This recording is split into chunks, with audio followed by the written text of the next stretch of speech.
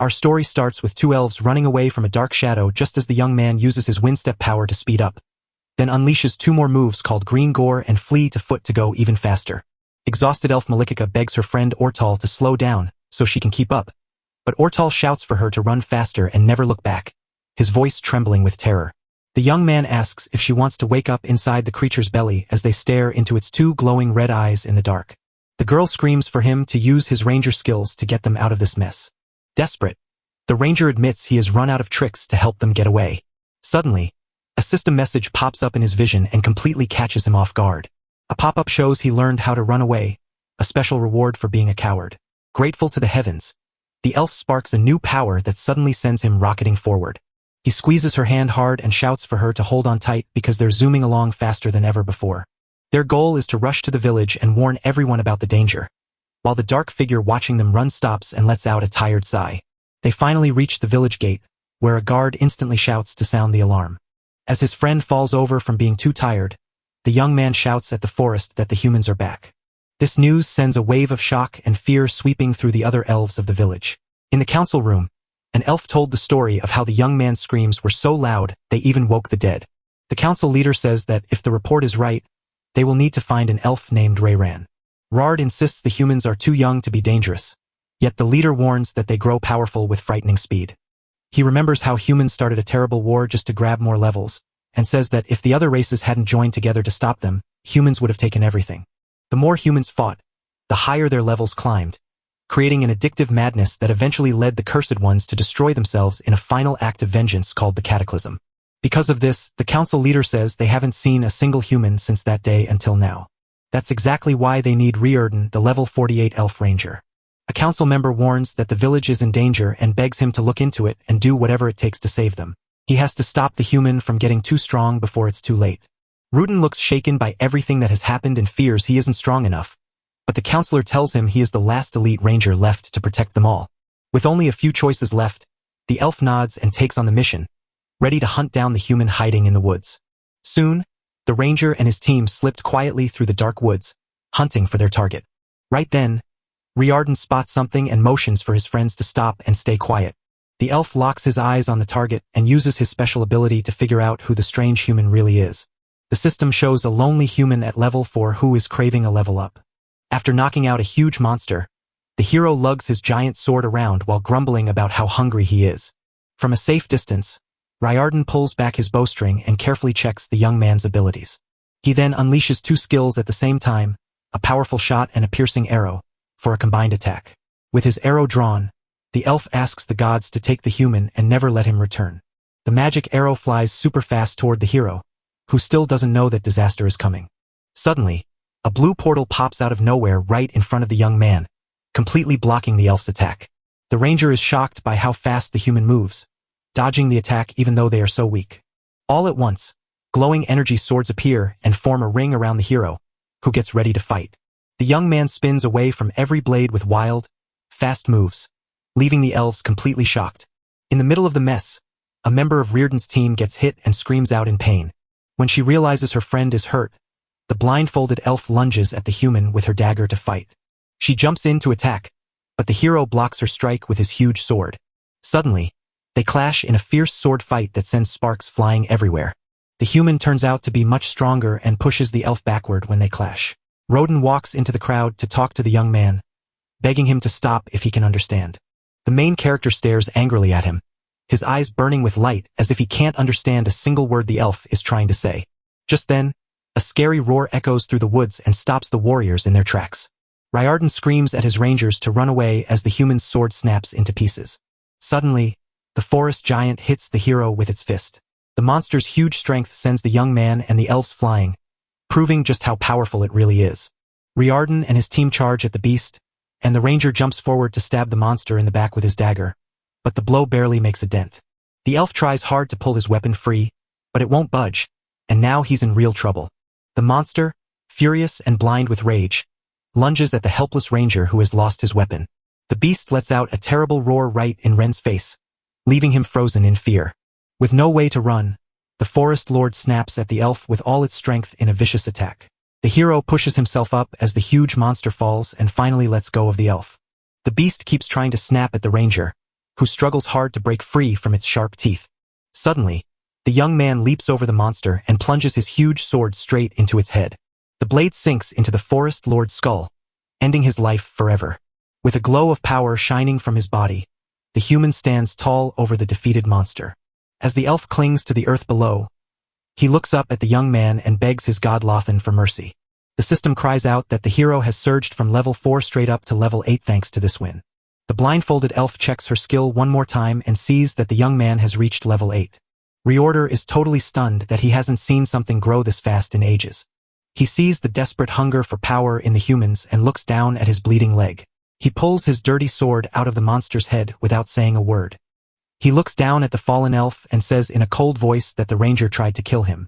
Rob insists he never provoked the elf, but the creature struck him down just like every other being in this dangerous forest.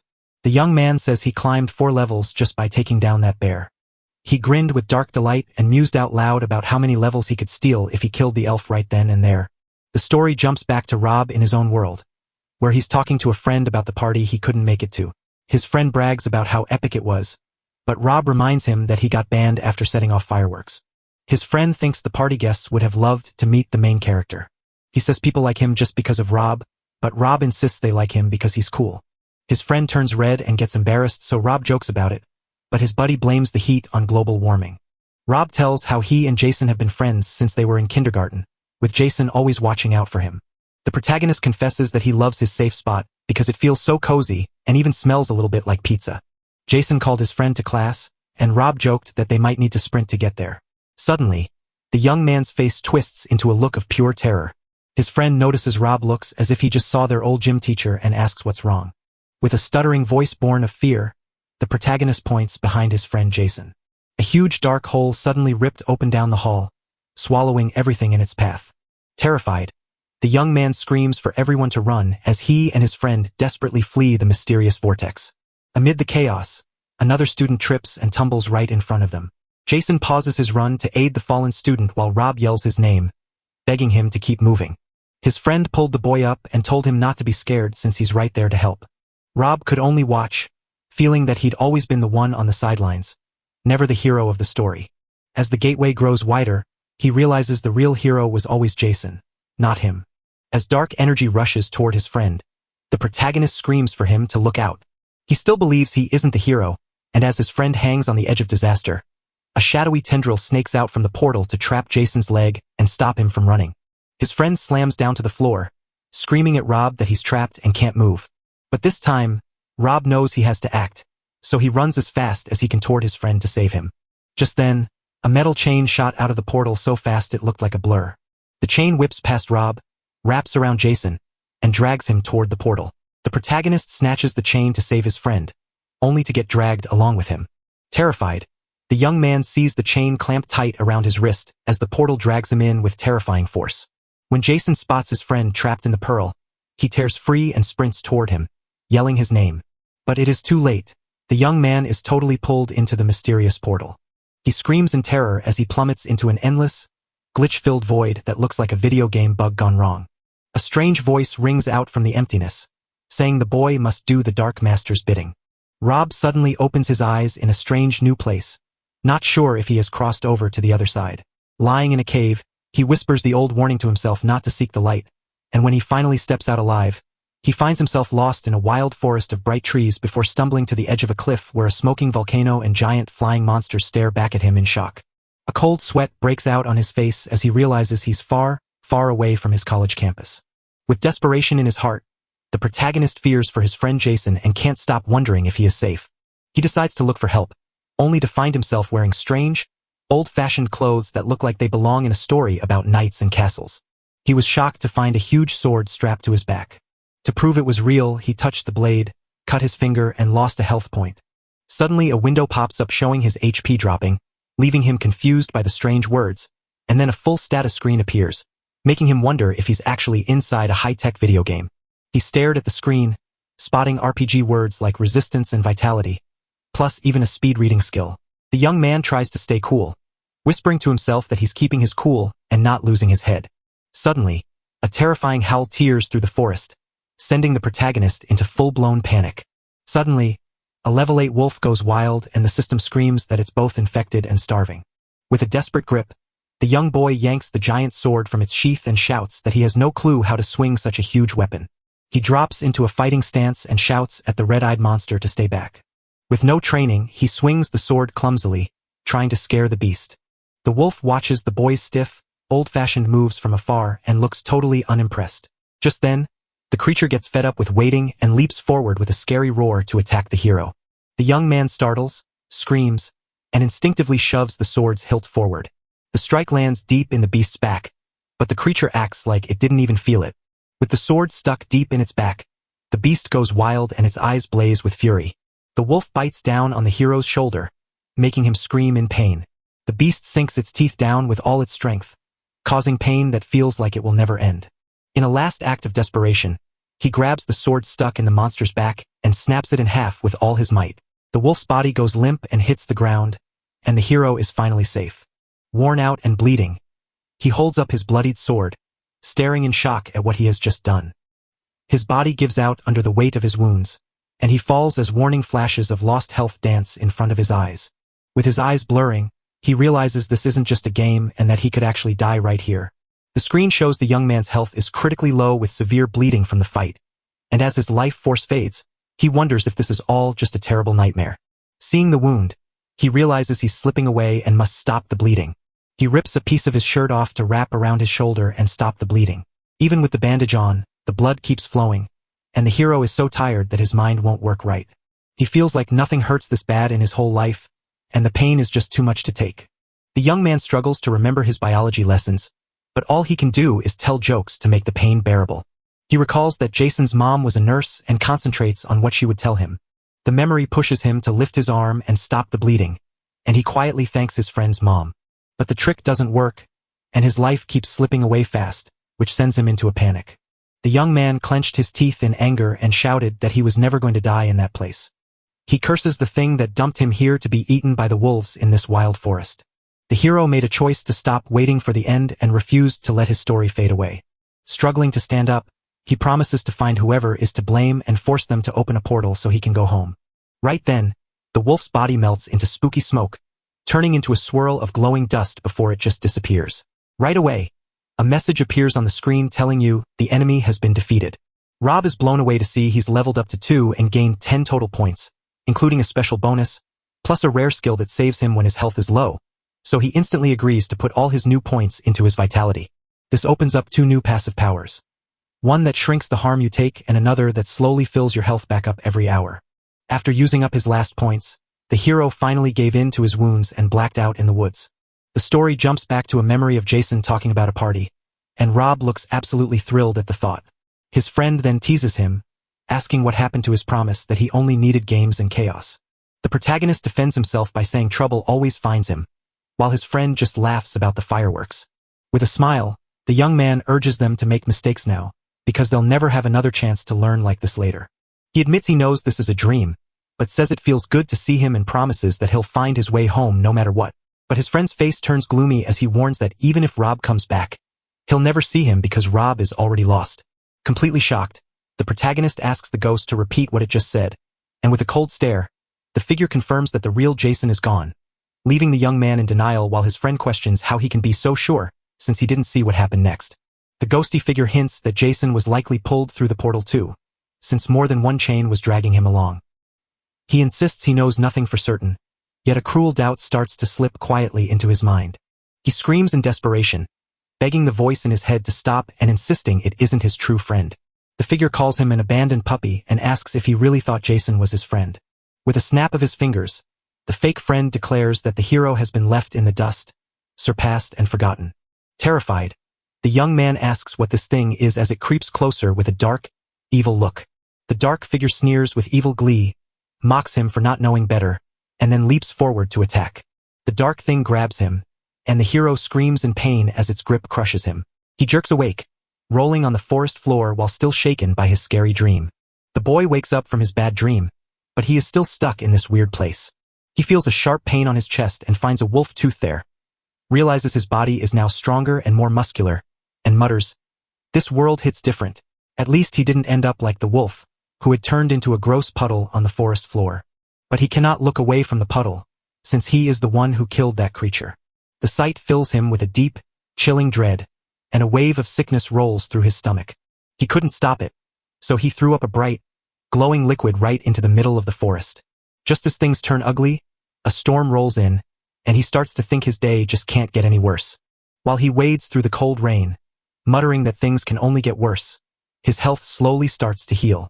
Luckily, his healing power is working and he finds a safe spot inside a nearby cave. He remembers that growing stronger gave him a whole bunch of new tricks to try out. He glances over the list and spots the skill he just turned on, along with all his other active and passive powers. The skill's name made him think the place's creator knows about Earth and is pulling a cosmic joke on everyone. The status screen reveals that his life and power have grown much stronger since the last fight. Sitting on the cold cave floor, he wonders if he really has to nearly die just to get a new power. He decides he must survive this hellhole, and he sees that his special skill is ready to use right now. The hero thinks his power is strong enough, but he worries about what will happen if he ever runs out of life. He imagines the game is over and feels deep down there's no button to start again. Rob wants nothing more than to go home, but as he walks through the rain-soaked hall, he thinks the place is crawling with crazy beasts. He splashes water on his face in the dark cave, steeling himself to fight his way back without a single second's doubt. Just as he sliced the wolf in half, a quick, scary thought flashed through his mind. Though he shivered from the cold, the young man decided to fix that later and curled up to stay warm. He wishes he hadn't left the Boy Scouts and frantically digs through his pockets for a lighter. To his own surprise, he pulls a crumpled piece of paper from his pocket. Though the paper is a little singed, it still looks like a note someone left on purpose for him. With a face full of pure rage, he finally sees that someone is just messing with him. As the protagonist angrily scrolls over the grime-stained note, the single words, "good luck," feel like a cruel joke that only fuels his fury. The story moves to a dark forest where an old well with strange marks stands, then goes deep into a dungeon where the level 27 elf warrior Kira fights a shadowy beast, while her friend Mina yells that there are too many monsters. The warrior admits they can't clear the dungeon by themselves and see no other choice. While they run away, the young guy grumbles that this dungeon was supposed to be easy, but Kira insists it was their only choice, and when he calls her reckless, the elf warrior snaps back that she was born to fight. As a creature lunges at them, the ranger shouts that they aren't strong enough yet to fight such monsters. The elf sighs, wishing he could grow stronger faster to face the danger that keeps getting bigger. The warrior says only one kind of beast grows strong fast, but luckily, those creatures no longer live here. Back in the dark cave, Rob glares at the useless note, growling at whoever left him such a frustrating message. The main character is so furious he crushes the note into his fist, unable to believe the audacity of whoever sent it. He leans against his sword and promises himself that he will find a way home. The system rewards him for staying alive with a fresh point of vitality, and a big grin spreads across his face, as he thinks this is a perfect reason to celebrate. But moments later, his stomach growls loudly, a clear sign he is starving. His first mission is clear: find food and water to survive in this forest. The second reason is to gain more experience because the higher his level goes, the easier his journey becomes. Gripped by fresh courage, the hero roars that he's ready for whatever comes next. The young man's eyes harden with determination as he faces this strange new world, spots a frog, and readies his strike while sighing that he truly hates having to do this. He beats the monster, earns a point, but ends up all covered in green slime. Soon, the young boy spots another frog and dashes forward to face his next challenger. He shouts that he needs the creature's help to get stronger and keep moving forward. But the hero slips on a rock and belly flops into the lake. With eyes sparkling in the cool water, he finds fresh water, drinks until he's full, and floats on his back. Sure he'll never be thirsty again. Now happy, the young man starts looking for the door again, hoping to find a way home. He starts turning rocks over, hoping to find a clue. He was shocked to find a monster frog under the rock that hissed at him when he lifted it. The young man glanced at his stats, wondering if MP meant magic and if he could use it to fight. To prove his theory right, he drops to his knees and attempts to summon a Haddison exactly like the way he saw it in video games. But nothing happens, leaving him feeling foolish and realizing he has no magic. With only a few choices left, he notices another frog sitting on a rock and prepares to strike. With one quick hit, he knocks out the creature, which hardly even cares, and he gets only a tiny bit of XP. He then tries to use his mind to pull a fruit down from the tree, but his magic fails him once again. Finally, he just tosses a branch up and catches the fruit in his hand like any normal person would. Even though he's eating fruit, his stomach still growls, and beating frogs isn't helping him gain levels. The protagonist realizes he hasn't changed enough yet and has to hunt much bigger prey than frogs. Suddenly, a strange noise snaps his attention and puts him on high alert. A white bird flies by, and the young man sighs, wishing he had more time to grow. After a while, he feels bad for catching so many frogs just to gain a little experience. It's as if the game is watching his hard work and immediately gives him a new passive sword skill. He realized that since he'd never held a sword before, it took only a little practice to get the hang of it. From behind the bush, the young man spots what he calls the cutest holy grail he has ever seen. He spots a squirrel up in a tree and thinks that beating it will finally let him level up.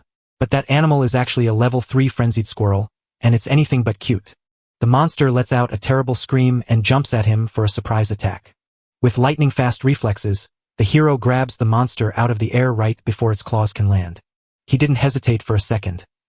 He threw the creature with all his strength right into a tree. He gets 10 XP for the win, but he stares at his dirty hand with pure disgust. Using the squirrel's experience points, the hero finally hits level 3 and earns 5 extra points to boost his stats. He revels in his victory, mocking the defeated squirrel who is now at 0, so he points at the creature in the tree and laughs loudly at his first real win. The system gives him another point in perception and unlocks 2 new passive skills: hunting and gathering. Feeling safe, he keeps walking through the woods until a sudden rustle in the trees makes him stop and get ready for trouble. Another squirrel jumps wildly from the tree, but the hero doesn't feel scared this time. The level 4 beast lunges with its sharp claws, but the young man manages to block the attack just in time. He grabs the creature, shouting for it to let go while he fights hard to break free. With every ounce of his strength, the hero hurls the squirrel away and takes a desperate run, but the hungry monster keeps chasing him through the woods without slowing down, and in his panic, the young man misses the cliff edge and tumbles straight down into the dark hole. Lying on the ledge, he points out that there are no safety rails, which is a common danger in these fantasy worlds.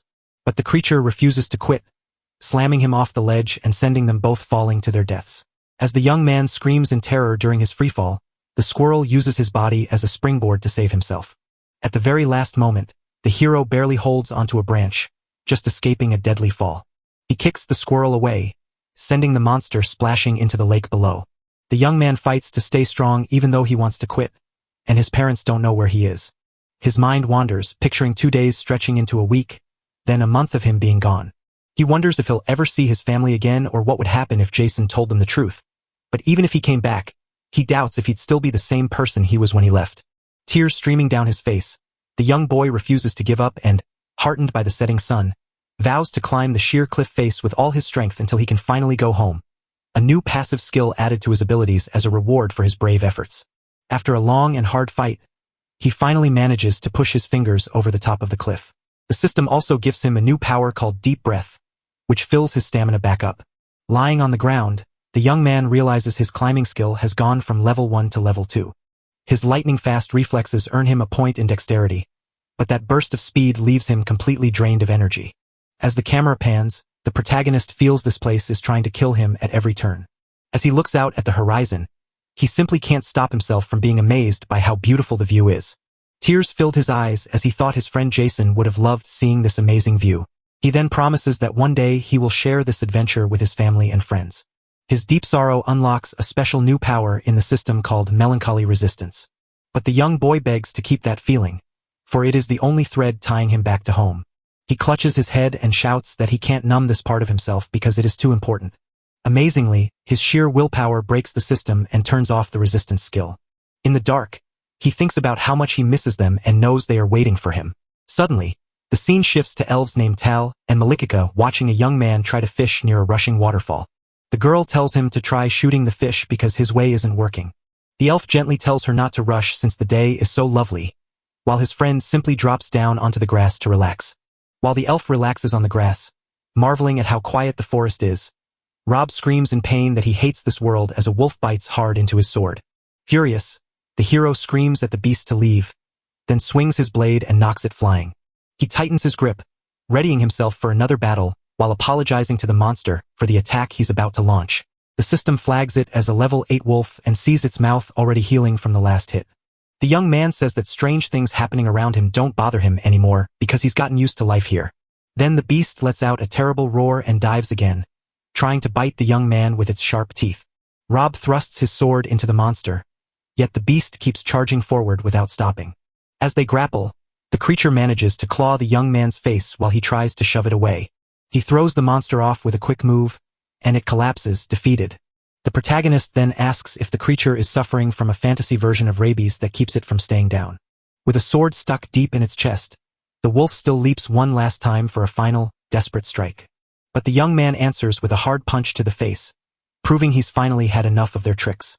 He rains down a flurry of fast, fierce blows, leaving the monster no chance to dodge.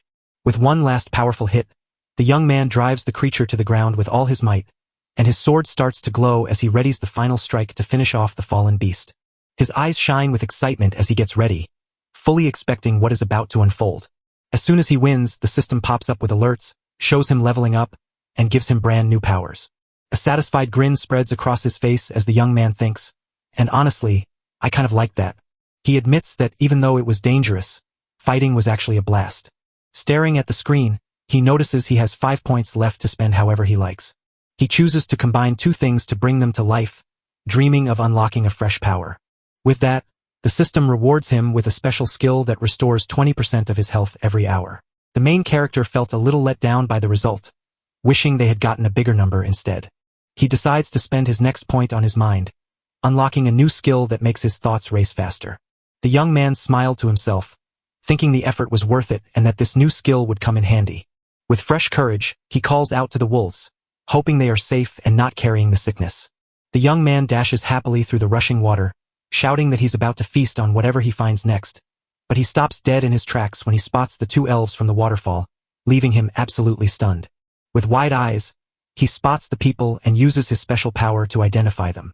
The glowing screen reveals two elves, one level 9 and one level 10, trembling in sheer terror as the young man tries to speak, causing them to shriek and bolt deep into the forest. Standing all by himself, he yells after them to return, begging to just have a conversation.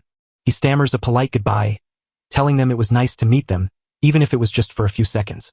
Feeling let down, the main character sighs in frustration as the very first people he meets immediately turn and run away from him. The young man shouts out, wondering if anyone else is around, even elves or more wolves. Sitting on the ground, he wishes more than anything he could finally have a chat with someone after all this time. Looking up at the sky, he asks the system if he can get a skill to make his voice louder. With no answer coming, he yells that if no one shows up, he'll go back to his cave by himself. Not realizing anyone is watching, the hero grumbles about being hungry right beside the defeated wolf. He drags his heavy sword, confused as to why every enemy he defeats just melts away like a trick of the light.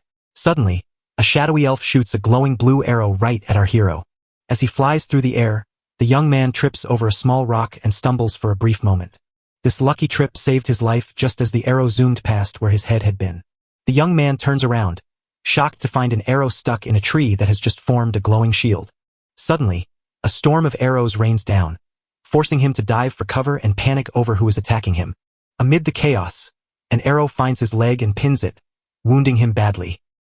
He screams in pain and panics when he sees the object stuck in his bleeding thigh, only for a masked elf to jump from the trees and strike him with a blue energy dagger, which he barely blocks with his giant sword, feeling the huge force of the blow. The fight goes wild as the elf shows he's quicker and sharper with his sword than his opponent. In the middle of the fight, the young guy tries to use his special knack for reading people to figure out his opponent. The system shows a level 48 elf ranger, fighting with grim determination. Another elf steps into the fray, sword drawn and begging him to stop if he can even hear her. Suddenly, a spine-chilling roar crashes through the trees, halting the battle and making the young man jump. The elf yells out his friends' names, worried they're in trouble, just as a giant, sick bear bursts out and destroys everything. The monster scary show sends the hero flying into a tree, where he pins himself to the bark and forces himself to stay focused and find a way out. He figures that if the bear wins, he'll be eaten, but if the elf wins, he'll be finished for good. The young man hopes the bear will chase away his nightmares, but that same beast might also be his best friend against the elf. With fire in his eyes, he vows to reach new heights, driven by a deep and desperate hunger for that power. As the bear leaps toward the ranger, he draws his sword and takes the moment for himself. With that, the hero leaps over the beast and drives his sword deep into its skull for a killing blow, which instantly makes the system announce that he has jumped from level 4 all the way to 8. Standing on top of the dead bear, the system announces his victory and wraps him in a glowing aura of power. He yanks his sword out with a cold grin, saying he can feel that surge of power again. The young man then thinks that sometimes, that feeling is the only good thing about this place. He didn't hesitate a second. He jumped right into the system and dumped all 20 of his points into his vitality. Feeling stronger with a new power that heals him, he pushes on from level 8, craving even more strength. After turning to the fallen elf, the young man claims a ranger tried to kill him and that he did nothing, insisting the elf attacked him just like everyone else in the forest. The young man says he gained 4 levels from the bear and now wonders how many he'll get from the ranger. He lifts his dirty sword to strike the scared elf one last time. But the blade slashes the dirt right next to the ranger's head, leaving him frozen in shock. Shocked by his own actions, the main character mutters that he hasn't fallen that far yet. Holding his head tight, he settles his nerves and promises himself he'll never let power make him arrogant. He promises the world won't win while the bear's body melts away into the forest. The young man spins around and walks away, telling the elf that even after all that, he's still stuck with nothing. The screen displays that he is on level 8, weighed down by feelings like loneliness and sadness. Lost in the dark, the hero keeps walking through the empty, mysterious forest with no clear goal. His hands shake as he wonders what is happening to him, realizing he almost killed that elf. He grabs his head and wonders if he would have followed through with it if he hadn't stopped right then. While he wanders lost in the dark, empty woods, a cruel doubt haunts his mind. Suddenly, he reaches the edge of a huge pit and says, "This is certainly something new." He chuckles and jokes that the building's shape looks like a haunted house waiting to crash. He wants to go, but the thought that the portal might be right here makes him stay to look. The young man remembers being dragged into a dark hole and thinks that portal might be down there. Even though he's scared, he swallows hard, dives down to check what's at the bottom of the well, and suddenly remembers the chain that once held him and brought him to this world. The heavy chain on his wrist fills him with terror, yet he knows he must face his fear and move forward. He won't let fear take the wheel, knowing he must brave the dark path ahead to ever reach home. To shake off his bad mood, he focuses on happy memories like his mom's banana bread and late nights with Jason. Just then, the rope holding the ladder gives way, and the hero falls straight down into the dark well. Desperate, the young man screams as he tumbles to the ground with nothing to hold on to, only to realize that while such a fall would have killed him at the start, the fact that nothing has tried to eat him since he arrived is a sign that maybe he is finally safe. A scream suddenly rang out down the hall, and the hero realized someone was in trouble. Without even pausing, he dashes toward the sound, shouting for the person to hold tight. He keeps walking down the dark hallway until he sees a light glowing in the distance. The light guides the young man to a huge door glowing red next to a blue torch, so he cautiously peeks around the corner to see what's on the other side. He stands frozen in shock, staring at the elf's body lying right in the middle of the hallway. The scene was dark, and as the hero stared at the elf's empty spot, he covered his mouth in shock, unable to believe what he had seen. A dark thought keeps him awake, reminding him that he nearly did the very same thing to another ranger. Kneeling on the cold floor, the young man apologizes to the fallen body, wondering why it died and if elves even have proper funerals for such a loss. The protagonist asks the silent, terrified elf if he'd rather be buried or cremated, but the stranger just stares with frozen fear, unable to answer. The young man jokes that he's met living elves, but this one talks way better. He looks at the body and sees that the person died a while ago, which makes him wonder who was screaming not long before.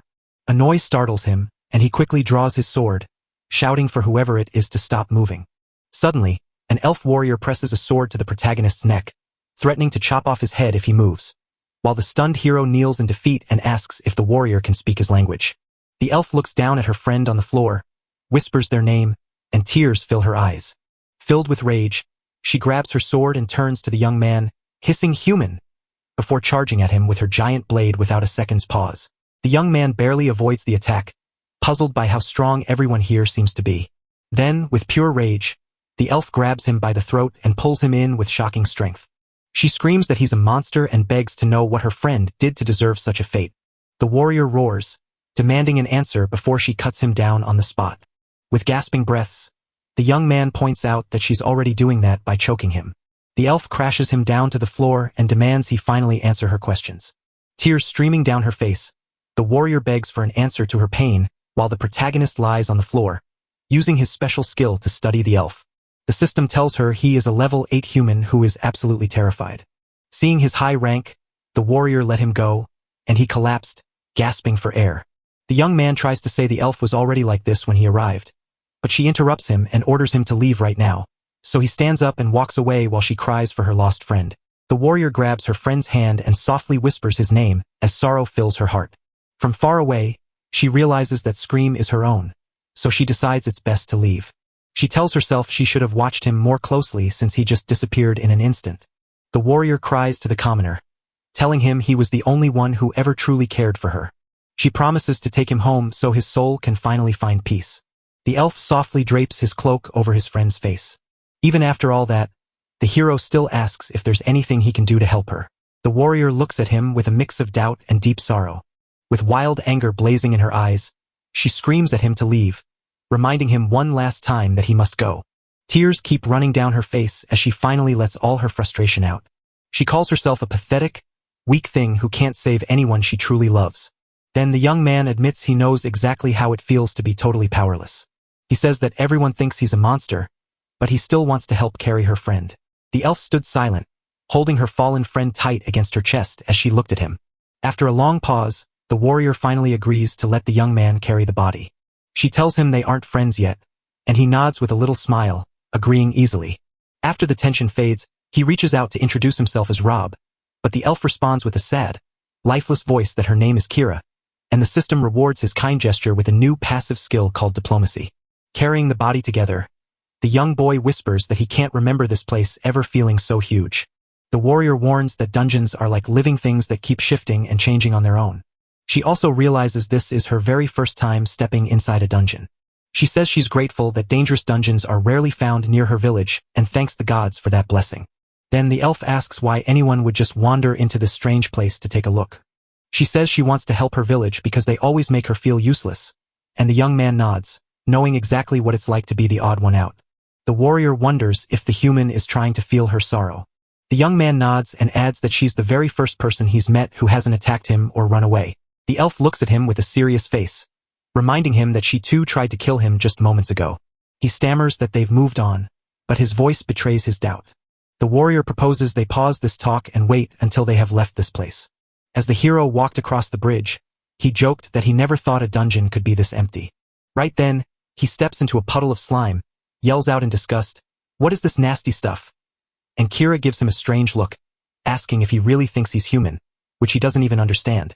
She says the tales her village shares about us are anything but kind. The elf starts to say she can't forgive his people, but he quickly stops her before she can finish. The warrior is stunned and asks if he really doesn't understand what she means.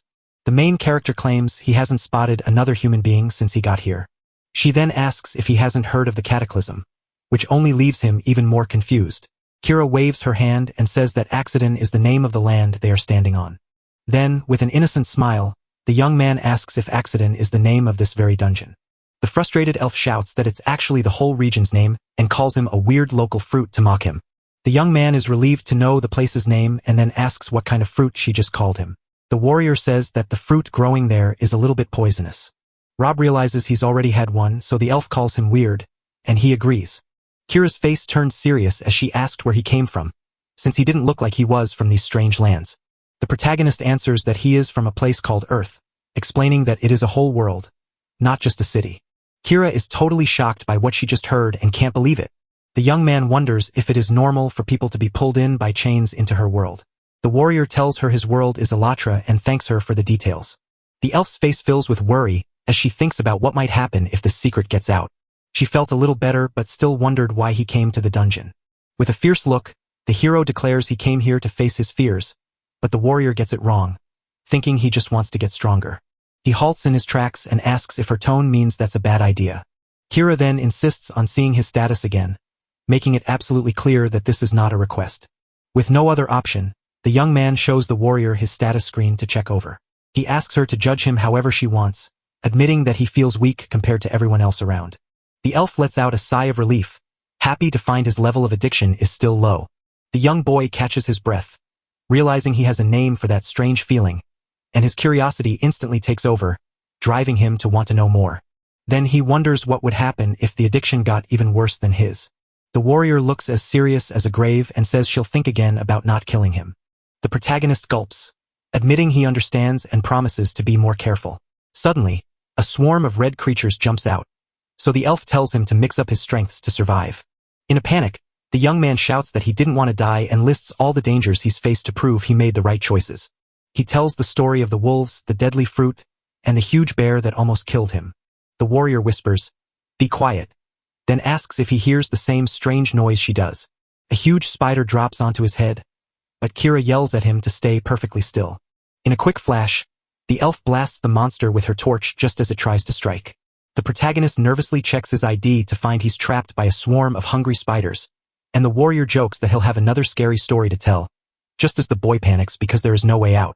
One of the creatures jumps straight at him, making him scream in sheer horror at what he sees.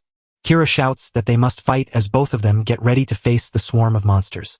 The young man admits he is terrified of spiders, just as Indiana Jones fears snakes, which leaves the elf puzzled.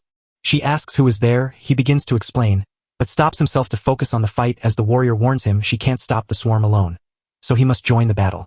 The army of spiders keeps falling from the ceiling, making things worse, so the elf yells for him to watch out as one drops right down from above. She grabs him and unleashes her D's circle, wiping out a bunch of monsters all at once. Kia shouts that she has knocked out 20 opponents, yet more than 100 enemies still stand waiting to fight her. She keeps spinning her attack while counting down to something she can't explain. Halfway through the count, the warrior throws her huge sword like a boomerang. The spinning blade hits a big spider, knocking it down with a sharp blow. The sword flies back into her hand, and she keeps counting without slowing down a step. By the time she gets home, her blade is covered in the slimy goo from the monsters she just killed. Kira spins her circle of protection again, readying herself for the next attack. She shouts that this is for her friend and spins around with a powerful move that sends the spiders flying. Victory sends the warrior soaring to level 28 and hands him 5 fresh points to spend. Standing alone among the fallen monsters, the elf is wondering where the human has gone. All of a sudden, a heap of spiders starts twitching and a scary scream rings out in the dark cave. The hero leaps out and slashes at the monsters with his sword in a wild, crazy rush. Suddenly, a massive spider drops onto her head, and the warrior sees that the young man has lost control. He quickly cuts the beast in two, saving the elf from harm. Kira insists she's got it all under control, but she still thanks him for helping out. She was stunned to watch him tear through the spiders with wild, lightning-fast fury. The elf gives an impressed nod and calls him a beast, finally believing the old stories were true. A young man screams in terror as spiders swarm over him, biting him non-stop. A creature bites his arm, and the system tells him he has just leveled up his poison resistance. While Kira fights off monsters in the background, the young man screams as he stays on his knees. The creatures bite him again, and his poison resistance climbs to level 3 from taking so much damage. Overwhelmed by the horde of monsters, the hero is sure he's finally in a real nightmare. His eyes burning with light, he knew he had to get them off and saw only one way to do it. Without even a second to think, the young man dives to the floor and rolls around, smashing every spider in his path. As a result, the system hands him a fresh passive ability, Bug Crusher. Sitting on the floor covered in goo, the young man looks completely shaken up by what just happened. The young boy kept smashing spiders with his body, never even stopping to catch his breath. His bug-crushing skill shoots straight to level 2 thanks to all the kills he's just made. He keeps trampling through the horde, boosting his power to level 3 and showing that he has no mercy left for any of these monsters. His power grows into a special hidden skill called arachnophobia, which gives him an extra boost when fighting spiders. The hero grows stronger, reaching level 9 and earning a fresh boost to his defense from his new fighting style. He shouts Kira's name to the girl battling monsters down in the dark cave.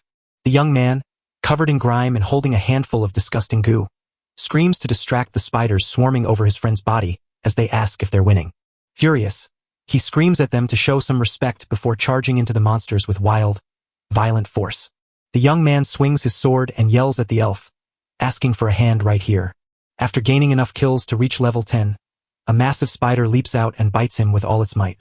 With a mighty hit to its head, the monster crumbles and melts into a puddle of yucky slime on the cold dungeon floor.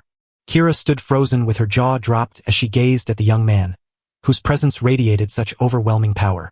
He then triggers his special healing power, and his body starts knitting back together from its injuries. Now that Kira's friend is safe and all the monsters are gone, their body is finally clear. His hand snaps back into shape as the purple slime disappears instantly with his new power. The young man grips his fist tight to show he's ready for whatever happens next in this place. The elf looks him dead in the eye and wonders if he's finally quenched his thirst or if she still needs to finish him. He smiled and asked what she meant by misery, saying he felt great. The hero finally gets what the warrior is worried about and nods with a grave look. He says he doesn't want to fight, but he'd be happy to eat a hot meal. The warrior sits down, agreeing that now that the danger is gone, It's time to rest.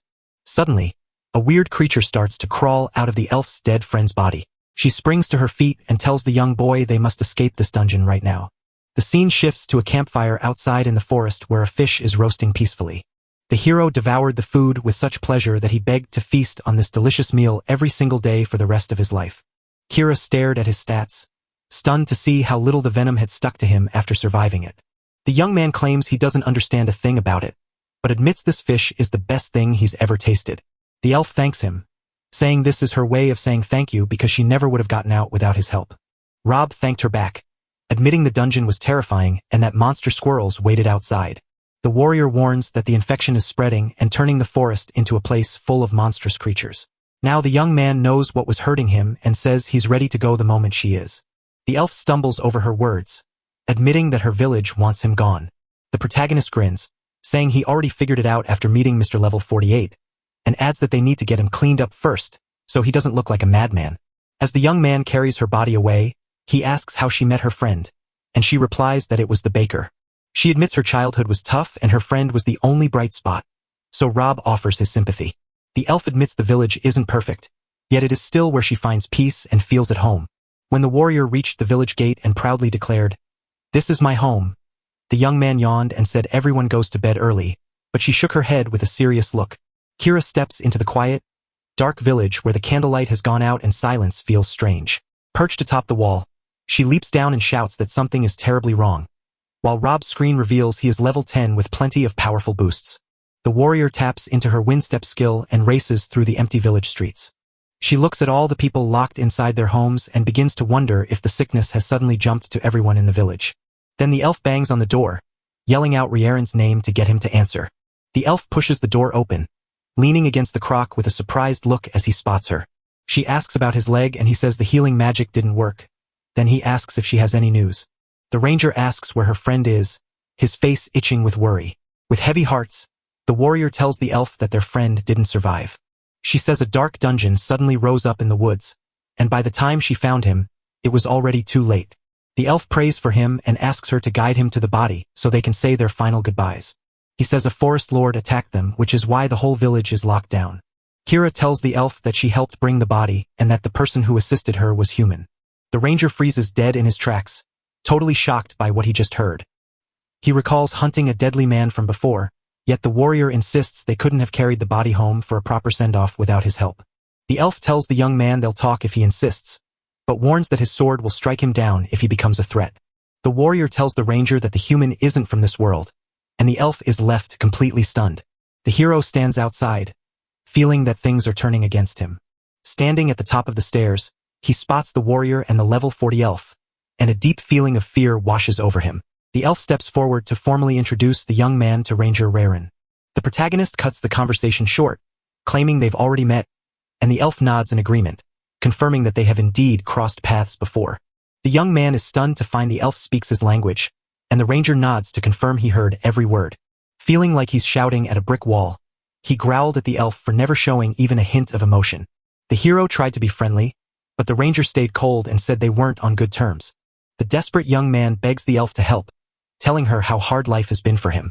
He finally lets his guard down, confessing that he's lost, terrified, and overwhelmed by how hard it is to find your way through this messy world. With a broken look in his eyes, the young man admits he needs help and promises he means no harm to them. He asks to be taken to the closest village, promising they won't see him again once he goes. The elf notices the young man knows nothing of the trouble, so the protagonist steps in to ask what's wrong. The warrior brings the terrible news. No human villages remain anywhere. She explains that they believe he is the only human left alive, and as they walk through a huge graveyard, the young man asks what happened to it, to which the somber ranger replies with just one word: war. Suddenly, we see a village burning while a ranger whispers that winning isn't worth the price. All while a giant human grows stronger, and an elf remembers his lost family. As the giant man with angry eyes steps closer, he grins and kills the elf, leaving the ranger to tell the sad story that everyone died. The elf says that every single stone stands for 1,000 lives taken in the war. Shocked, the protagonist asks if he means 1,000 humans who died that way. However, the ranger corrects him, explaining that 1,000 elves were taken along with the humans. The young man couldn't believe what he was hearing, but the elf nodded and warned him that his people's violence had no limits. He tells the story of how the races joined forces to crush them in the War of the Six Nations, leaving behind a world that was utterly broken and shattered. He wonders what else to name the end of one people and the loss of half of your own. The elf leans on his crutch and asks the human if he has anything to say about this history. He admits it doesn't feel real, but he knows the people in his world have done terrible things too. The ranger admits they got lost while trying to save everyone, and even the people who made it out were changed by the nightmare. As the elf sits down, he confesses that after 10 years of hard work, the only thing he has left to show for it is his fake hand. He blames the young man, claiming his skills are now useless with the new hand, while Rob tries to explain. The warrior cuts the ranger off and steps forward to finish the tale herself. The protagonist is stunned and presses the elf for more, but the elf refuses, insisting he will tell every single crime and every child lost in the war. Kira steps in again, reminding them that today has been enough and everyone needs to take a rest. The ranger nods and tells him to listen to her, because tomorrow will be the most important day. He then shows that they will drag him to judgment, and the elders won't show any mercy. The ranger then gives the young boy a choice. Turn back now and never come near this place again. He tells the human to pick their own destiny, saying it is the only kindness he will ever show. The screen shifts to show the hero trapped in a nightmare, screaming for it to end. He suddenly wakes up in his bed, screaming for the nightmare to stop.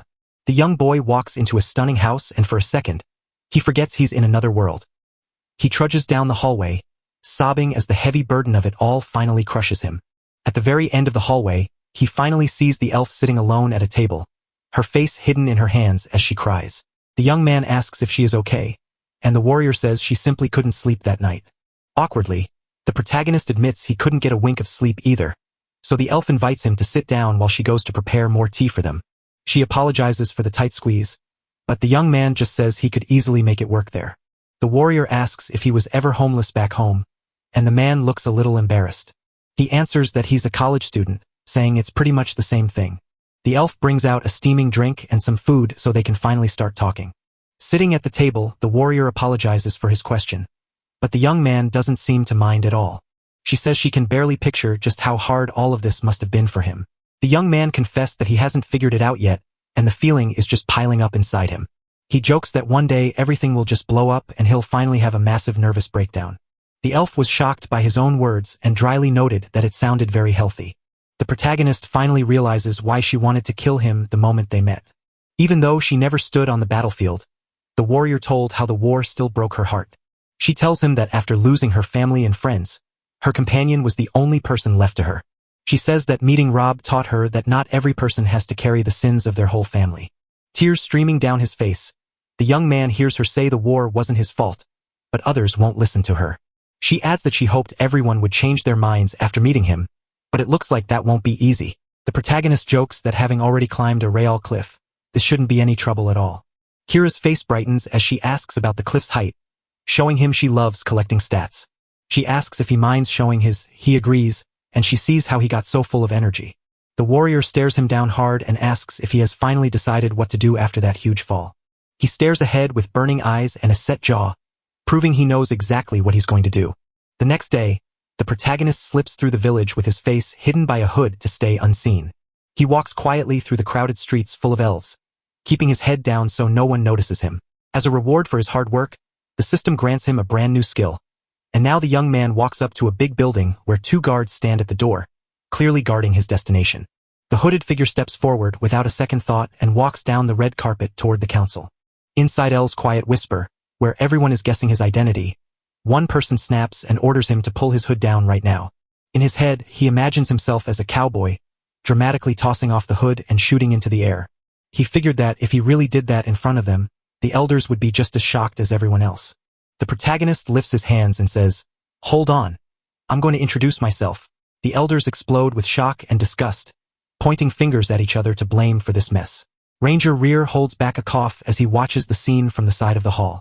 One elder yells at him to charge the young man, insisting he can still fight even with his broken leg. But the elf shakes his head and says the battle is over because the human has made his choice and is here for judgment. The old man snaps back that the sentence means the ranger must take him out, and he'd rather do it with his sword. The protagonist gently corrected her, introducing himself as Rob and saying it was a pleasure to meet everyone. Kira, the warrior leaning against the wall, gives her new friend a proud smile, showing how confident he's become. Raren then tells us that the young man isn't from here and was brought to this place just a week ago. The elves sit in silence, their faces dark with worry as they listen to the Rare's tale. One of the elders says the young man's name out loud, thinking hard about what to do next. With that, the elf starts asking the young man a rapid stream of questions about his world to check if his story is true. The other council members stayed quiet, just listening to the hero's answers. Once the questioning was done, the elder thanked the young man for speaking his mind so honestly. The council leader says his words sound real, so they will move forward trusting that he is telling the truth. The young man cuts in, claiming he knows the whole story because the two elves already told him what happened. Then the elder asks why we should wait even a heartbeat before letting him live. Rob says that saying sorry would just be an empty promise, a truth that everyone in the room knows all too well. He holds up 2 fingers and says there are 2 reasons he deserves to live today. First, he wasn't there, and he can't even picture the pain they went through. Second, for that very same reason, he refuses to take the blame alongside those who did the terrible things. The council leader questions why he showed up here if he truly has no interest in their past. The young man offers that if he can't return home, he'll join their group, but the elder insists he only wants safety. The protagonist gives a sheepish grin and admits the elf was right. He adds that, despite everything, this place feels closest to a real home he's ever found, with its streets and its people. He opens his arms wide and says, "I see there are good people here, and I'd love to be your friend." Warrior Kira watched him with a bright smile, nodding to show she agreed with what her friend said. Standing at the door, the hero simply asks for one more try. The group of elves looks at him without speaking while he waits for their final decision. Because of his speech, the system rewards him and boosts his diplomacy skill up to level 2. To his shock, 2 of the elders nod, fully won over by his words. Ranger Riordan gives a small nod, and the young man starts to wonder if he really won them over. One of the council elves starts clapping, cheering him on for that touching act.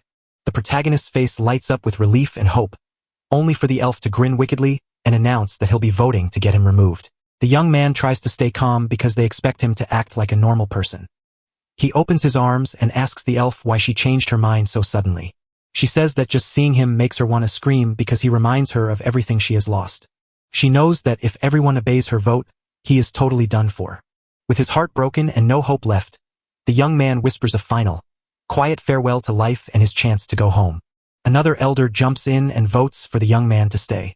Tears streaming down his face, the protagonist decides that whoever that elf is has just become his 4th best friend. The first elf turns into I-8 and demands to know why the elders want the human to stay. The elder told the young man he'd always wanted him to stay, and hearing that just made the young man decide to stay right then. Tears welling up, the protagonist listens as the elf promises to teach them all. But another elf blames him for loving humans, calling it a betrayal. The council leader cuts the argument short, saying there is something else that needs to be talked about. He then looks at the protagonist and asks him to tell them about his special powers. The leader asks him to read it out loud, and the young man is sure it's a trap.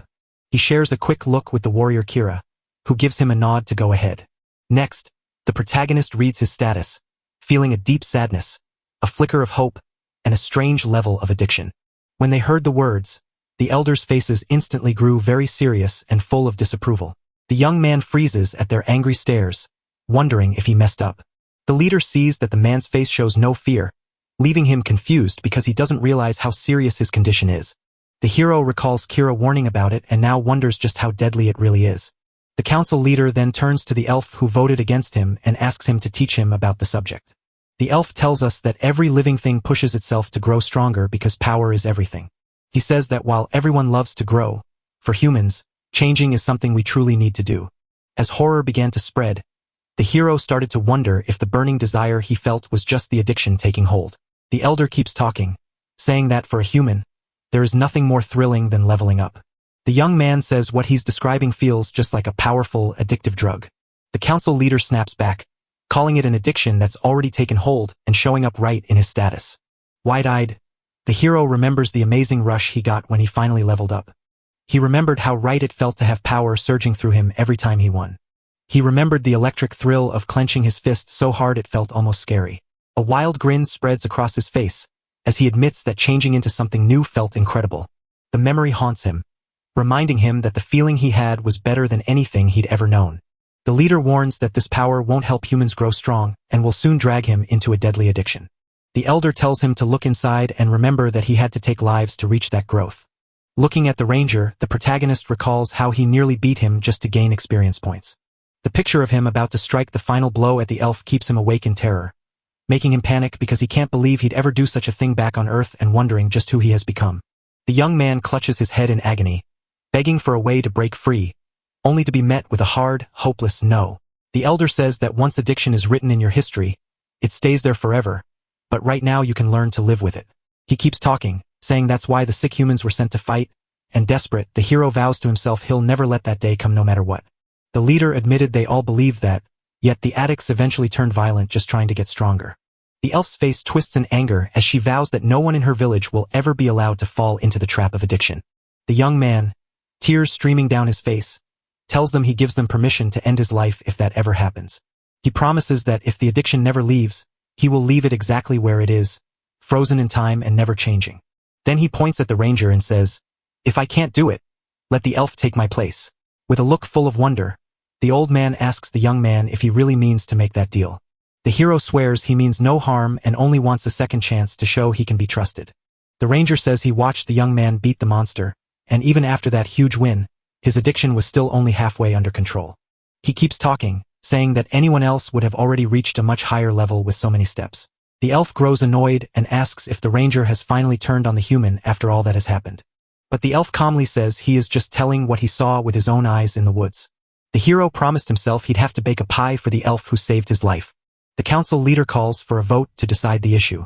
With 2 votes to let him live and 2 to let him leave, the young man's heart pounds as he realizes his fate hangs on one final vote while the leader coldly decides that with their infection already causing enough trouble, he is just another problem. Suddenly, Kira the warrior smashes her sword onto the floor to grab everyone's attention and shouts that she's had enough of watching this act from the sidelines. The elf steps in to protect him, saying that since he's shown he means well, he'll keep doing it.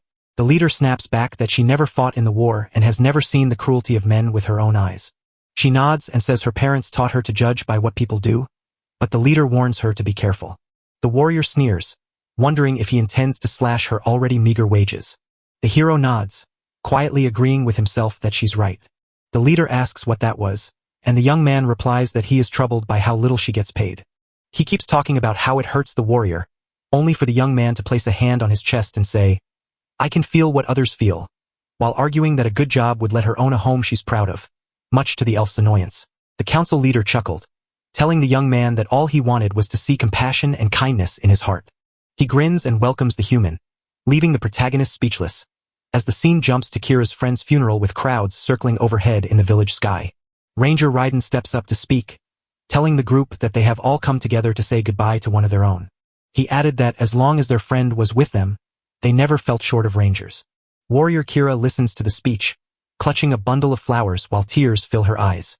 He thought about the last funeral he had been to, which was for his grandmother back when he was a child.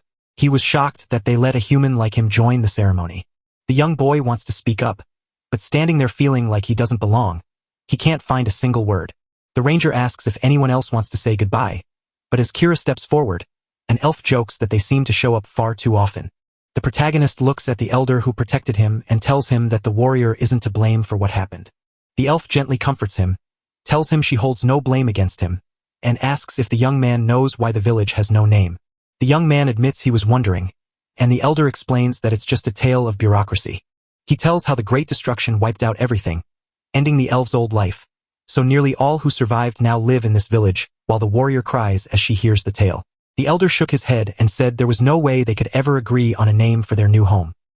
He then offers a handkerchief to the warrior, who dries her tears with the elder's help.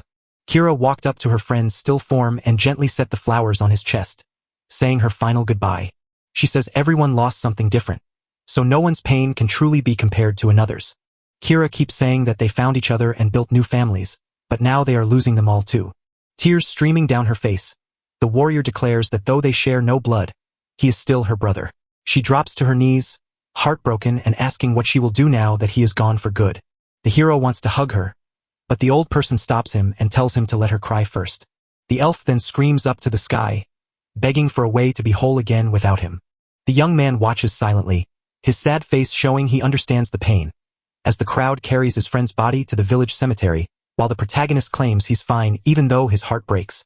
He worries that if he were Jason, he wouldn't even be able to say goodbye, and then suddenly he spots something strange on the elf's face and asks if those marks have been there all along. With wide eyes, the hero stares in horror as he realizes his friend is terribly hurt. The elf's eyes fly open and he springs up in the coffin, leaving everyone shocked by the macabre sight. The young man can't tell if he's awake or trapped in a nightmare, but as the coffin crashes down, the warrior screams her friend's name in shock and rushes forward to see what went wrong. But the protagonist holds her back and urges her to look closely, because that is no longer her friend. The body twists and writhes, and a clawed hand covered in purple growths bursts out of the coffin. One elf points out that this is a body snatcher, a creature he's never seen roaming the open world outside a dungeon. Suddenly, a black cloud of infected crows fills the sky, and an elf screams that they are flying straight for the village. He tells everyone to rush to the village and promises he'll deal with the monster right here. He asks an elf to see that the warrior gets home safe after this mess. The system shows the elf is now a level 18 monster possessed by an evil spirit, and it leaps forward with a scary scream to claw at the warrior. The protagonist readies herself for battle, apologizing to the elf as she realizes she can no longer call her friend. He slashes his sword at the monster and yells at her to watch out for the worms. The twisted elf shrieks in pure agony as writhing worms crawl across its face. Next, the hero smashes it into the dirt to pin it down and stop it from fighting back. The blow knocks the young man backward, yet the monster stands there as if nothing happened at all. The warrior tries to talk sense to his friend, asking if he has forgotten her. With tears streaming down her face, the elf begs him to be normal again, but her words fall on empty ears. Suddenly, the elf's body starts to twist and crack in a way that is truly terrifying. Purple worms burst out of her body, turning her into a terrible monster, and though the warrior begs her to stop, her friend's face is already ruined. Then, the hero lunges from behind and tightens a powerful grip around the monster's neck. With a single, terrifying move, the creature slams him to the ground and then snatches him by the collar, hoisting him high into the air with just one hand. It squeezes so hard he starts coughing and gasping for air, but then the monster tries to kiss him to push the parasite into his body. A nasty, worm-like tongue pushes out of the creature's mouth, trying to crawl right into his. But the warrior Kira steps in and slashes the monster to death with her giant sword. Tears streaming down her face, the warrior says sorry to her friend before striking the final blow. With one strong blow, the elf slices the monster right in half, ending its life forever. The hero falls to the ground, too tired and coughing hard, as the monster melts away right before him. Kneeling down, the warrior whispers a last goodbye to her friend, just as the system declares the enemy defeated. The young man steps forward to hold the weeping elf and offer comfort as she mourns her lost best friend.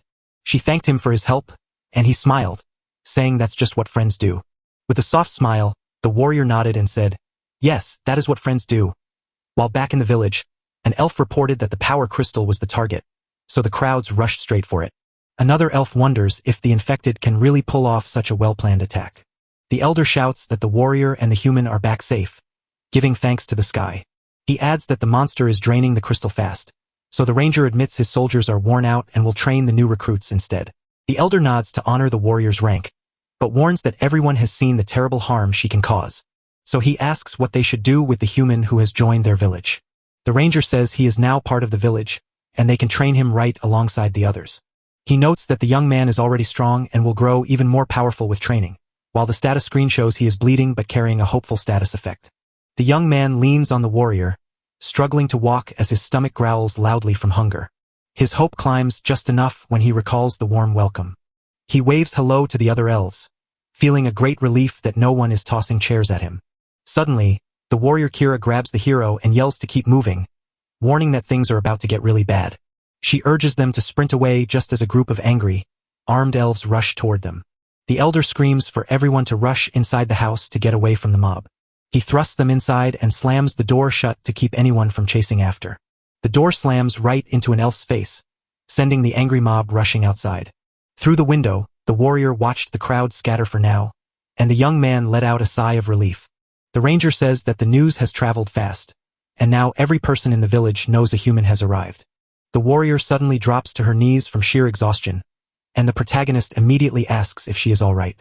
She clutches her head and warns that a mob is hunting him, but they manage to escape. The young man asks if she wants to talk about what happened, but she looks totally lost in thought. The warrior turns away with a sad, distant look, refusing the offer because she doesn't want to talk about it. The ranger nods and agrees that nobody should ever have to say goodbye to a friend like that. The elf stands quiet, her face showing only deep sadness and hurt. The ranger says he'll go out to clear the crowd, and the warrior steps up to go with him. The old elf remains behind, staring so hard at the hero that he feels completely uncomfortable. The young man felt squirming under the elder's sharp stare, as if he were a bug pinned to a board. The elf steps forward to ask where you came from before you arrived here. The young man stammers that he's from Earth, and the elder looks surprised. The elf's eyes go wide with wonder as she cries out, "So you're from Earth?" And the young man nods in agreement. The elder, bursting with excitement, asks so many questions that the protagonist feels a little overwhelmed. The hero steps in to say he actually wants to ask the old man a few questions first. The elf named Durin greets him and leads him into the library, knowing that the night ahead will be long. The old man thanked him for saving the village, but the young man just pointed out that the warrior did all the fighting. The elf tells the young man that his world feels just as strange to him as it does to the old man. Gazing at the spinning globe, the young man admits that while everything looks fascinating, he just wants to go home. Staring at the map, the hero confesses that a piece of him still wants to find a way home. The elder shakes his head and admits he can't help, because his own arrival was such a strange thing no one had ever seen before. The young man asks about his friend, and the elf offers him words of comfort. The protagonist doubts the elder is speaking kindly just to comfort him. With a sad smile, the young man whispers that he hopes the elf is telling the truth about his friend being safe. The old man promises to dig through the ancient scrolls looking for any clue that might help. The protagonist smiled with thanks, thanking the elf for all the help and kindness he had shown. He then says he has 10 leftover points to spend and can't figure out what to do with them. The old man listens closely, and the young boy is stunned when the elf speaks in words from a game world. The elf then asks to see your character sheet, which surprises the young man. He held up the paper and asked if it was private, just like the warrior had asked to see his own. Suddenly, the warrior and the ranger burst into the room, and the elder nods with a grin. Of course, she did. While the protagonist turns to see them standing in the doorway with serious faces. The elf tells the young man that the crowd ran away because the ranger scared them with his angry stare, and he is stunned to see her strength has jumped from 50 to 55 just after leveling up. The ranger watches as she pours all her points back into strength, and when he jokes that he seems to have the same trouble with his own stats, she just defends her choice with a simple, "It works." The young man defended himself by saying he panicked and did whatever it took to stay alive. The elder warns him not to get into magic because the path of a mage demands focus from the very start. The hero sighs in disappointment, wishing he could still throw fireballs instead. He tells the elf that in his world, people will go to any length just to get their hands on magic. The young man jokes that their only magic is pulling a coin from behind someone's ear, which completely shocks the elf. The elder then tells the young man to sharpen his senses by tuning his mind to what he truly sees. He says this will help him train alongside the other rookie rangers under Reardon's command. The ranger shouts that training starts tomorrow, leaving the protagonist completely shocked. The young man asks if he'll become a ranger, but the warrior scoffs with a sharp, "No way," while the elf closes his eyes and says he's perfectly happy with his life right now. The elder said he had to switch his class before they could touch the power crystal. While the young man asked about dexterity from the couch, the elf explained that it actually makes him move faster. The hero wondered if strength would also make him faster, but the elves quickly put a stop to that idea. The elder notes that this lively build has an unusually sharp mind. The ranger chuckles and says only a human could have that edge, and the elder nods in agreement. The hero feels a proud jolt of smartness when the elf calls him an educated man. He made it clear he wasn't a genius, just a regular student who studied history and math. When he heard the word mathematics, the old man leaped to his feet, his face wide with shock. A satisfied smirk plays on the protagonist's face as he believes the elder has finally seen him as a true genius. The elf suggests he needs someone to check his books, and the young man is eager to help. The elder passes a ledger to the hero, who starts examining the numbers. The young man points to a line and says the total is 60,000, so the system gives him a new passive skill called mathematics as a reward. His skill shoots up fast and a wide, crazy grin of pure satisfaction spreads across his face. He clutches his head, fearing that his addiction is getting worse because of this. The young man checks his screen and sees that for now, his addiction is still only a small fire. He then prays that the curse will always stay light so he never loses control. The warrior checks to see if he's alright, and the other man admits he is scared he might become a monster. He asks to look through the library, but the older man warns him that he won't understand a word there. The elf says that auto-translation is for readers who devour books, and the young man proudly admits he is one. The camera shifts to the elves sitting at a table, teaching the hero how to read their language while an elder points to words in a book as the young man struggles to learn the new words. Formulas and letters dance around in his head as he whispers to himself that it's finally working. Suddenly, the ancient elvish words twist and change into his own language right before his eyes. He clutches his head, feeling his brain getting smashed like fruit in a blender by the skill. The warrior yells out his own name and points to his bleeding nose to get his attention. The system shouts that his mind is breaking from the hard work, so the elf cries out for a healing spell just as the young man's brain gets worse and worse. With blood pouring from his nose, he isn't sure if he's finally mastering a new skill or just having a nosebleed. As the scene plays out, the warrior and the ranger freeze in terror, watching his mind break apart. His eyes grow blurry and the damage piles up, turning the situation into a deadly mess. Suddenly, the system stutters and flashes an error message right next to the new skill. Then the hero crumples onto the table as his status shifts into a reconfiguration mode, leaving him in a dark void where a coin is flipped to decide his fate. 3 dark figures watch from the shadows, with one whispering that luck is clearly with our hero. The scene shifts back to the quiet elf house under the dark night sky, where the young man sleeps soundly and the system confirms he has taken no lasting harm. Plus, the system apologizes for the mistake and gives him 1 extra life point just for surviving. Suddenly, his eyes jerk open and he finds he's hit level 11 with 5 new points to spend. Lying on the couch, the young man groans in exhaustion, wishing he could just read in peace. And then, the system reveals the full details of his brand new auto-translation skill. He remembers the mistake and starts to wonder if he's really stuck in a fake world. But the system immediately answers his thoughts, insisting he isn't in a virtual world. The young man jolts upright in surprise, then quietly thanks the heavens that his fears were unfounded. Suddenly, the worried warrior Kira steps in to ask if he can still remember her. With a grin, the protagonist says it's great to see a friendly face and calls her by name. The elf chuckles, saying his brain must be messed up because no one in the village thinks her face is friendly. Clumsily, the young man stammers an apology if he frightened her, admitting he's lost on what just happened, while the warrior presses him to recall the moment, leaving him looking more confused than ever. The young man jokes that his mind is full of brain damage, leaving the elf looking deeply worried. She scolds him, telling him he was almost lost and that it's not something to make light of. With a tight fist, the warrior declares that she won't be saying goodbye to her 2 friends today. The main character asks for forgiveness, admitting that his sharp words are just a shield he uses to hide the hurt inside. Then, he scratched his head and said, "Thankfully, the system gave him the all-clear with no lasting damage." The elf sighs with relief, noting that the system never slips up or tells a lie. She is stunned to discover the system is talking to him, and he looks just as surprised by her reaction. The young man says his status updates are usually filled with sarcasm. The warrior tells him to keep that secret, warning that if others hear it, they'll think his mind is broken. He nods and wants to know exactly what happened when he lost his memory. She said the elder cast a spell to check what was wrong. The warrior told the elder that his mind was falling apart right at its very core. The main character's face lights up with relief, exclaiming that getting an auto-translator is at least a consolation prize. The elf says he's lucky the ranger found a healer before he got worse, but a sudden noise outside makes the warrior peek through the window. Outside, a crowd of elves holding torches and weapons has gathered right in front of the house. The elf claims they've been out there for hours, and the young man jokes that at least they haven't tried to burn the place down. She says they did try, and the protagonist is stunned by what the warrior just revealed.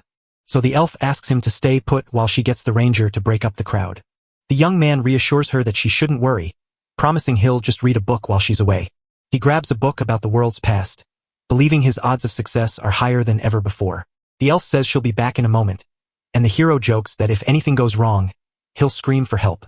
The young man sits on the couch, wondering if the book will tire him out or if he'll finally get to read it. He flips open the book and discovers a whole chapter just about the cataclysm event. The young man drifts off to sleep on the couch while the angry mob outside screams for them to banish all humans from their land.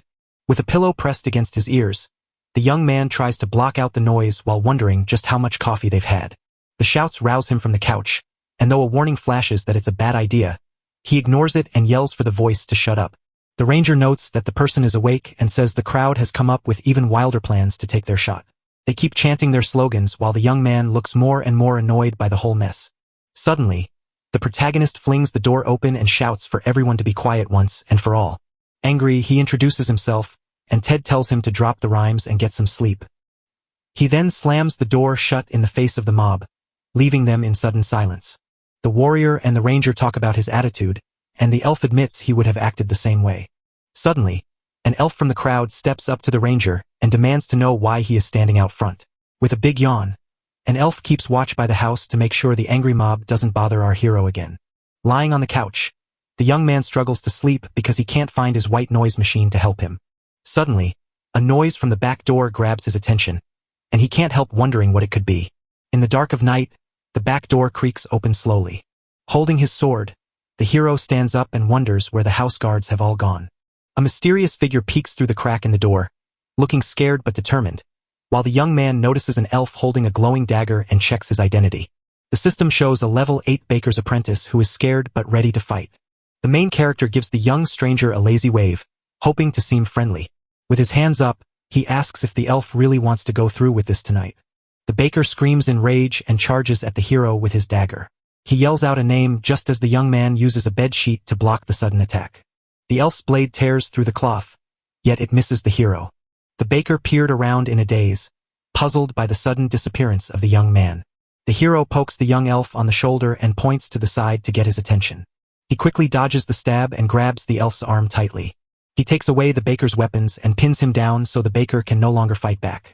The trembling elf tells the young man to just take the hit, since he knows it's coming.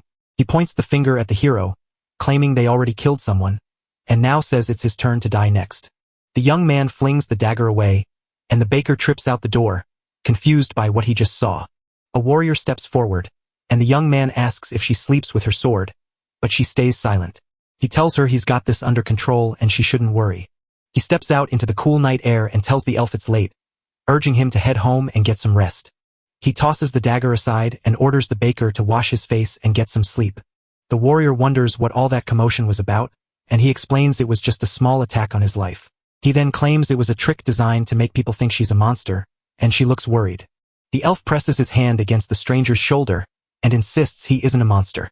The hero steps back and shakes his head, still not convinced by the warrior's kind words. He sits down and reveals that humans from his world created a magical bomb to win a great war, lost control of it, and ended up destroying themselves, proving that while their weapons differ, their tragic story is exactly the same. Couchbound, the hero spills his heart to the silent elf listening close by. She tells him that everyone faces choices, and he picked kindness over fighting. With a warm smile, the warrior calls himself kind, glad that the tired young man's status screen now has room for a new personal story. Lying face down on the couch, he suddenly remembers he forgot to wash his feet before going to sleep. The next morning, the village was quiet and peaceful under a bright blue sky, but our hero couldn't stop himself from admitting he hadn't slept a wink, and the warrior looked just as wide awake and restless. She wonders if he had nightmares, but he says he was just waiting for more intruders to arrive. The young man says he braced for more attackers to jump him during the night. The elf insists it's a big crime, yet the young man refuses to let the baker suffer for it. The warrior grins and says, "Grab your sword. We're off to find the power crystal." The young man questions why they are heading to the crystal, and she answers that it is so he can pick his class. He warns that everyone still wants him dead, but she promises to draw her sword if anyone tries to stop them. The protagonist gasped, warning that helping him would make her a pariah, but the warrior smiled and reminded her that with no one left to let down, her reputation no longer mattered. She whispered that her parents were gone and her friend was the only one who ever really liked her. The young man then showed that his special status effect, which had faded after meeting her, was gone. He claims someone likes her, but the elf insists he doesn't know her well enough yet. The hero calls her his third best friend, and she asks if she still ranks below his sword. When the young man reached the crystal, he was amazed by its huge size and bright shine, and the elf explained that they didn't know where it came from but knew it had survived the great disaster without a single scratch. The warrior laughs and says she can read his mind, which shocks the protagonist. She laughs and says she can't, which makes him feel relieved, but she keeps teasing him anyway. The elf claims she knows exactly which class he'll choose, so he asks if that choice stays forever. She tells him he can switch classes, but warns that it will hold back his growth and evolution. The protagonist wonders if level 99 exists, but the warrior shakes his head and says no one has ever made it there. She says she's at level 20, while Aiton has already fought more monsters than half the people in the village. The young man says he wants to be a ranger, but the elf grins and tells him no, declaring that he'll be a berserker instead, and he can't help but smile at the thought. The protagonist tells her he's just trying not to look like he's lost his mind, and she seems to get it. The warrior throws his arms wide, admitting he knows the truth, yet he insists she will still pick that class all the same. He asks if there's a secret to picking, and she simply tells him to reach out, touch the crystal and choose. He places his hand on the crystal, ready to choose his path and step into this new world. A screen pops up asking if he's ready to pick classes. He says yes, and as he looks through the list, he sees some quiet options but knows those aren't what he's looking for. The young man gives up on becoming a mage and removes magic from his choices. He also tells us to skip the pugilist class, since punching things with claws and fangs sounds like a terrible idea. The swordmaster class grabs his attention because he already loves his blade and has the skills to match it. Then the system asks him if he wants to confirm his choice of the swordmaster class. The protagonist grins with confidence as he gets ready to make his final choice. The warrior asks what class he picked, and he tells her to guess since she already knows his stats. She tells him that the berserker class fits his build perfectly, and he looks shocked by her words. The young man stammers his thanks, and the screen flashes to show he's now a level 1 berserker. The screen shows off the class abilities like lifesteal and battle fever, and he says it feels great while asking how the warrior feels about her own warrior class. With her eyes shut, the elf nods that everything is settled and asks him to track down the ranger. As the ranger reaches the training grounds, he scolds 2 elves for relying on their ID skills. He then calls everyone's attention to say they have a new recruit ready for training. The other elves stare at him with pure hatred, wondering why that monster has dared to show its face.